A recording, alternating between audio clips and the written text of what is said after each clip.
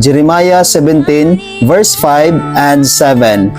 Thus says the Lord, cursed is the man who trusts in man and makes flesh his strength, whose heart departs from the Lord. Blessed is the man who trusts in the Lord and whose hope is the Lord. Mao na igsuon, ayaw gayud talikod sa Ginoo. Ayaw talikod sa imong pagsimba sa Ginoo. Kung unsa man ang imong religion karon, kung asa man kagasimba karon igsuon, ayaw gayud talikod ni ana. Ayaw gayud biya sa Ginoo. Ayaw gayud pa backslide igsuon. Kay kung mutalikod ka ug magsalig ka sa imong kaugalingon, labi na kung magsalig ka sa kaugalingon sa uban, ang ingon sa Dios igsuon, silutan ka niya. Hukman ka sa Ginoo igsuon.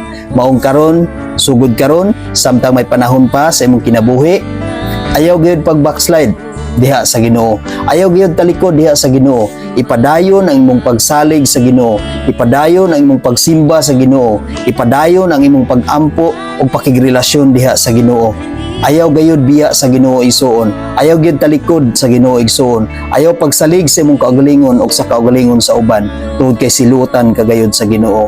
Ang reward igsuon kung musalig ka sa Ginoo. Ang reward igsuon kung dili ka mo talikod sa Ginoo. Nag-ingon siya diha sa verse 7 kaganiha nga panalanginan kaniya.